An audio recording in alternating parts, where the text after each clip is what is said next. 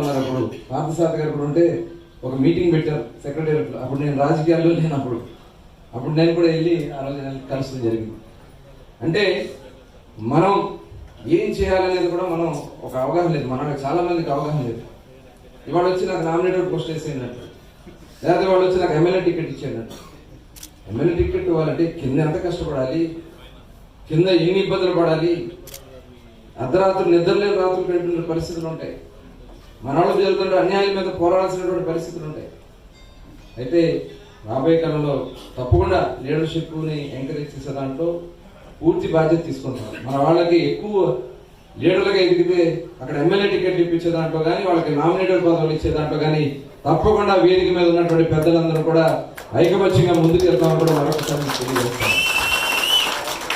అలాగే ఆర్థికంగా, ఎందుకంటే ఇవాళ చాలా ఫండ్స్ ఉన్నాయి, కేంద్ర ప్రభుత్వం ఫండ్స్ ఉన్నాయి. ఇవాళ మనకి 3,000 కోట్ల రూపాయలు ఫుడ్ క్రాసింగ్ దీనికి ఉన్నాయి. నాకు తెలిసి నేను మనసులో చాలా బాగా వేదన పడతా ఉంటా. ప్రాసెసింగ్ ప్లాంట్లు ఎవరన్నా ఒక్కరికన్నా ఉందండి? వృత్తి మంది, పట్టేది మనం, తెచ్చేది మనం. ఎక్కడన్నా ఒకరికైనా ప్రాసెసింగ్ ప్లాంట్ ఉందా? చెప్పండి, నాకు ఐడియా లేదు. ఎవరన్నా ఉందా? మరి అలాంటి ప్లాంట్లకి ఎదిగే స్థాయికి మనల్ని తీసుకెళ్దామా లేదా? ఆ విధంగా మనం ప్రయత్నించాలి. అవసరమైతే ఒక సొసైటీ క్రియేట్ చేద్దాం. ఆ సొసైటీ తరపున మన వాళ్ళందరూ కూడా దాంట్లో భాగస్వామ్యం చేసి కేంద్ర రాష్ట్ర ప్రభుత్వాల ఫండ్స్ ఇచ్చి వాళ్ళు కూడా భారతదేశం చేసే విధంగా కార్యక్రమాలు తీసుకెళ్దాం. కొన్ని ఆలోచనలు మేమందరూ కూడా షేర్ చేసుకుంటాం, పంచుకుంటాం. దాని మీద ఆ రకంగా మనం చేసే కార్యక్రమానికి, ఎందుకంటే ఇవాళ బీజేపీలో చంద్రబాబు గారు కూడా ఉన్నారు, వారికి కూడా దీని మీద చాలా అవగాహన ఉంది. తప్పకుండా అందరూ కలిసి కూర్చుని ఇలా ఆర్థికంగా బలోపేతం తీసుకోవడానికి కావాల్సినటువంటి కార్యక్రమాలు, అలాగే ఒక విద్యాపరంగా తీసుకెళ్ళాలి. ఇప్పుడు పాపం మన అగ్నికుల క్షేత్ర అధ్యక్షుడు బరి ప్రసాద్ గారు అన్నారు, పాపం తపన పడి చివరికి ఒక చిన్న ఆఫీస్ కడతా ఉన్నారు అగ్నికుల క్షేత్రీయుల కోసం, రాజధాని కట్టాలని చెప్పి. వారిని ఒకసారి మనం అందరూ అభినందిద్దాం గట్టిగా. అనేక ఆటంకాలు, ఇబ్బందులు పెట్టదండి. తప్పకుండా 100 గజాలు, ఎన్ని గజాలు అనేది 100 గజాలు రాబోయే కాలంలో ఖచ్చితంగా 1 ఎకరంలో అయినా రాజధాని ఏరియాలో మనకు సంబంధించిన భవనాన్ని మనం కట్టుకునే దానికోసం ప్రయత్నం చేద్దాం. ముందు అది కంప్లీట్ చేసుకుందాం. దానికి కావాల్సినటువంటి ఏ సపోర్ట్ ఉన్నా మేము ఇవ్వడానికి కూడా సిద్ధంగా ఉన్నాం. ఎప్పుడు ప్రారంభిస్తారు? తొందరగా ప్రారంభిస్తే బాగుంటుందని కోరుకుంటా ఉన్నా.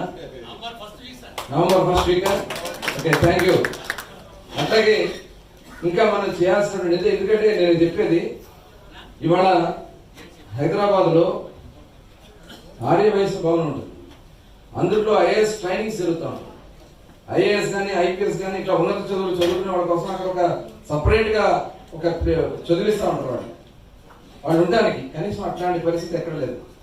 ఖచ్చితంగా రాబోయే కాలంలో అలాంటిది ఒక చక్కటి భవనాన్ని నిర్మాణం చేసుకుని మన వాళ్ళు కూడా ట్రైనింగ్ ఇప్పించుకుని ఒక ఉన్నతమైనటువంటి స్థానాల్లో ప్రభుత్వంలో నిలబడే విధంగా తప్పకుండా కృషి. మనకి ఒక ఐఏఎస్ ఆఫీసర్ ఉన్నారు, ఆయన మన ముత్యాల రాజు గారు. తర్వాత ఒక బిడ్డ కూడా భీమవరంలో శ్రీ పూజ, ఇద్దరు మాత్రమే ఉన్నారు.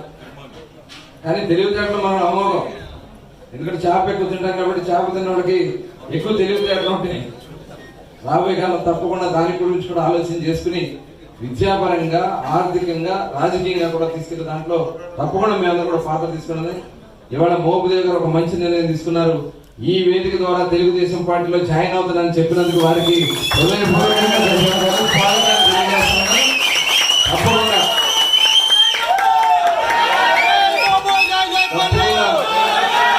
మీరు పెద్ద ఆయన చేస్తారు, ఆయన ఇంకా యూతే. మనకి తప్పకుండా మనందరం కలిసి ఐకమత్యంగా తీసుకెళ్లి రాబోయే 5 సంవత్సరాలు మన చరిత్ర మారడానికి బాటలు వేసుకునే దాంట్లో మీరందరూ కూడా ముందుండాలని మరొకసారి కోరుకుంటూ మరొకసారి మోపుదేవి గారికి ధన్యవాదాలు. జై హింద్, జై మత్స్యకార.